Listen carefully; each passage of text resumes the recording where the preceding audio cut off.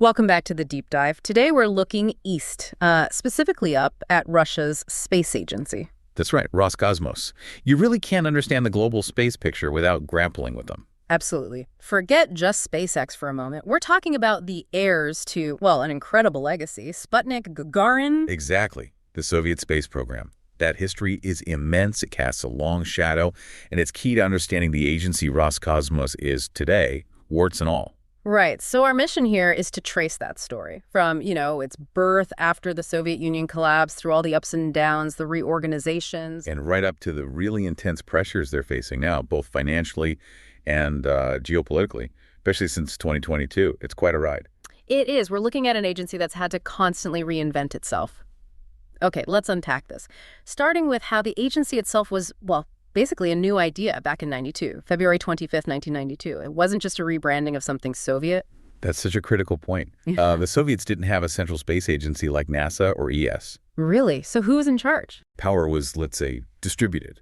It lay mostly with the big design bureaus. Think Energia, Khrushchev, these powerful engineering groups. They were the ones making the big calls on rockets, missions, budgets. Not some central government office. Largely, no. Yeah. So creating the Russian Space Agency, which later became Roscosmos, meant pulling power away from those established, powerful engineering groups. Right off the bat, that sounds like a recipe for some serious internal tension. Oh, absolutely.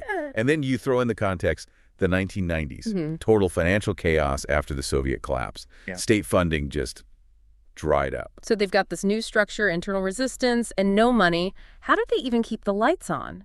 Well, they had to get creative, resourceful, maybe. They started leaning really heavily into commercial work. Like launching satellites for other people? Exactly. Commercial satellite launches became huge for them. And, famously, space tourism, charging millions to fly wealthy individuals to the Mir space station. Wow. So commercial necessity, not grand strategy, kept things afloat. Pretty much.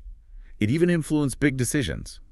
There's evidence the private shareholders at Energia pushed to keep Mir operational way past its sell-by date, just because it was bringing in cash. So that scramble for dollars in the 90s, selling rides, launching things, and it kind of accidentally prepared them for the next big thing, didn't it? In a way, yes. It made them a player you could do business with internationally, which leads us straight to the International Space Station, the ISS. Here's where it gets really interesting, because that moment, October 31st, 2000, when a Soyuz launched Expedition 1 to the ISS, that really locked in Russia's place in the post-Soviet space order. It absolutely did. That launch kicked off, the continuous human presence we've had on the station ever since. And Roscosmos wasn't just a minor partner. They were fundamental. Core modules like Zarya, Zvezda, they were essential. And that ISS partnership got stability, right, and presumably more reliable funding compared to the wild 90s. Definitely more stability. And, yes, funding did improve. By the mid-2000s, the Duma approved a pretty significant 10-year budget, 305 billion rubles for 2006 to 2015. Okay, so the money's flowing better, but where was it going? Was it balanced? Well, that was the critique. Even with more cash, observers noted that a huge chunk, maybe up to 50%, seemed to be pouring into the crewed programs, especially Soyuz in progress supporting the ISS. Which makes political sense, maybe, keeping that lifeline going, especially when the shuttle retired, but the argument was it starved other areas. Modernization, new rocket tech, robotic science missions. Yeah. They weren't getting the investments they needed. And did we start to see the impact of that lack of investment elsewhere? We certainly saw reliability issues crop up. Things culminated in the early 2010s with a really damaging string of failures. Ah, the Proton M failures, right. Those were bad. Very bad. 2013, 2014, 2015. High-profile, expensive satellites lost. It was a major blow to their reputation and, frankly, triggered a pretty severe government reaction. Yeah, that led to the big shakeup, didn't it? The government stepped in hard. Extremely hard. They announced a plan in 2013 to basically consolidate and renationalize the entire space sector, force it all together under one roof. This led to the current state corporation structure that fully took effect in 2016. And the justification was pretty blunt, wasn't it? I remember a quote from Dmitry Rogozin, who was deputy PM then. Oh, yeah, that was striking. He pointed out the Russian space sector employed around 250,000 people, compared to maybe 70,000 in the U.S. for arguably similar output. Leading him to calculate their productivity was? What was it? 8 times lower than the U.S. A really stark assessment. Wow, that's damning. Was he saying the engineers were bad? or something else? It wasn't really about the engineering talent, I think. It was about the structure, the bureaucracy, that legacy of competing design bureaus, duplication, inefficiency, stuff inherited from the Soviet era that hadn't been fixed. So the consolidation was meant to streamline all that, cut the waste before trying to build the fancy new stuff. That seems to be the idea. Fix the machine before you task it with building the next generation of machines. Makes sense. Okay, speaking of the machines, what are the workhorses actually flying today?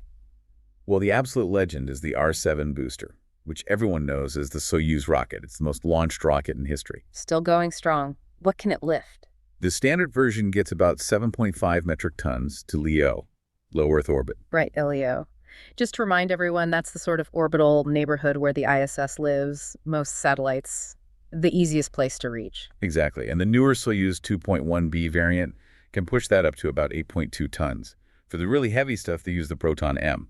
That beast can lift over 20 tons to LEO. Okay, so Soyuz for medium, Proton for heavy. Are these the future, though? Not entirely. They're the current workhorses, but Proton M is definitely slated for replacement. They're developing the new Angara family of rockets specifically to take over that heavy lift role eventually. Got it. Reliable, but aging systems being replaced. Now, amidst all this serious rocketry and reorganization, sometimes space throws up some stranger stories. We have to touch on the geckos, right? Yes. The Futon M4 mission in July 2014. A dedicated biology flight. And it had geckos on board. Why? 5 of them. 4 females, 1 male. The idea was to study, well, gecko procreation in microgravity. See if they could, reproduce up there. Okay. Sounds a bit weird, but I guess it's science. What happened? Well, things went wrong pretty quickly. They lost reliable contact with the satellite. The mission was planned for 2 months, but they had to cut it short to 44 days because of the communication problems. And when they got it back? Sadly, all 5 geckos were dead. Oh, no. What went wrong? Did they run out of food or air? The initial thought might have been starvation, but the analysis later suggested it was likely a failure in the heating system. They probably froze. That's awful. But strangely, other things on board survived. Yeah, that's the bizarre part. Fruit flies, some plants, even mushrooms that were also part of the experiment. They made it back okay. It just highlights how risky even these seemingly routine robotic science missions can be. Like there are other science programs, the GandM life science ones, or the Electrel WeatherSats, Spectre RG for astronomy. There's always risk. Always, even when things seem stable. Okay, let's pivot now, because stability, well, it took a massive hit in 2022. This really changed everything for Roscosmos, didn't it? The whole geopolitical situation. Fundamentally. And you have to remember, the agency was already feeling some financial strain before that. They reported a loss of 25 billion rubles back in 2020. So they weren't exactly flush with cash going into it. No. And then the invasion of Ukraine triggered this cascade of consequences almost overnight. International partnerships just fractured. Yeah, the reaction was swift. Roscosmos pulled out of launches from Europe's spaceport in Kourou, French Guiana. That was a big deal commercially. Huge. And they stopped delivering those RD-181 engines to Northrop Grumman in the U.S. Those engines power the Antares rocket, which launched Cygnus cargo ships to the ISS. And the West hit back just as hard. Oh, yes. The European Space Agency, ESA, suspended cooperation on the ExoMars rover mission. That was a major joint science project now stalled. And commercially. Big hits there, too.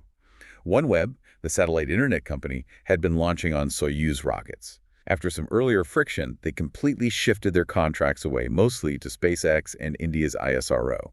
The money impact must have been devastating. Do we have numbers? I do. Roscosmos itself reported losing about 180 billion rubles in export revenues. Things like engine sales, launch services. But the really stunning figure, they reportedly lost 90% of their launch contracts from Europe. 90%. Wow, let's just sit with that for a second. Yeah. 90%. That's not a downturn. It's a cliff edge, a commercial amputation, basically. And you see it in the launch rate, right? Absolutely. As of late 2024, Russia was on track for its lowest number of orbital launches in a single year since 1961. 1961, the year Gagarin flew. The very same year. Yeah. That's a stark indicator of how much their international launch business collapsed. There was even talk from officials about maybe not reaching profitability again until 2025 or later. So this chaos obviously puts huge strain on the ISS partnership, too. It's continued, sort of, but the writing's on the wall. Completely volatile. While astronauts and cosmonauts kept flying together, Roscosmos made it official. They plan to leave the ISS partnership after 2024. That forces them to think about replacements, new directions. And new partners, presumably? If the West is largely closed off? Exactly.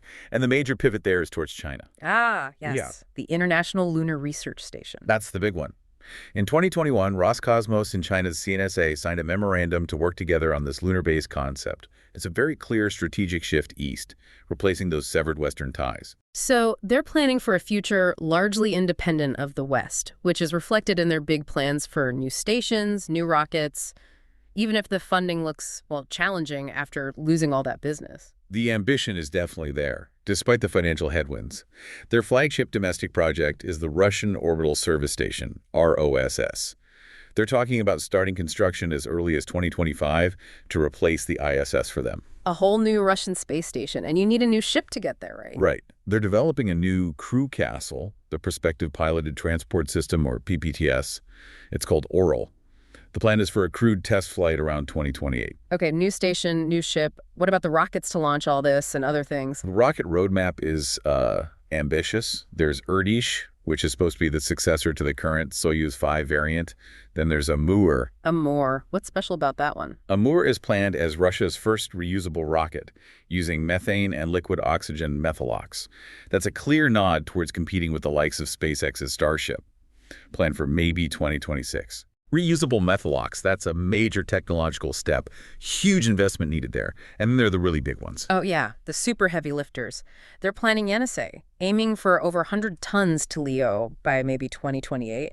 And the ultimate goal is Dawn, targeting something like 140 tons to LEO, maybe in the 2032 to 2035 timeframe. Those are moon rocket class vehicles. Mars rocket class even. Precisely. Designed for deep space stuff, which ties into their robotic plans, too. Right. They haven't given up on planets despite the Luna 25 crash last year. No, the Luna-Glob lunar program with orbiters and landers is still officially on the books. And they still have long-term plans for Venus, with the Venera D lander mission notionally targeting 2029. Venus has always been a major focus for Russian planetary science. So what does this all mean? Well, it means we're looking at an agency caught in this incredible bind. It has this absolutely unparalleled history, the legacy of the pioneers. But right now, it's facing just massive financial problems and pretty deep geopolitical isolation. Yet, despite losing, 90% of European launch contracts, they're doubling down on independence, pushing super hard for their own space station, ROS, and developing not one, but like 3 new classes of advanced rockets, including those super heavy ones. It's a collision of crisis and, well, extreme ambition. And you mentioned the cost of that independence. ROSS alone, the CEO, Yuri Borisov, said could cost 609 billion rubles by 2032. So for you, the listener, here's the thought. Given that huge reported loss of launch income, the overall financial crunch, what's got to give? What other big plans those giant Yenisei rockets, the Venera D mission to Venus, might have to be sacrificed or drastically delayed to actually pay for RSS, their new anchor in orbit? It's a massive gamble, and the trade-offs are happening right now.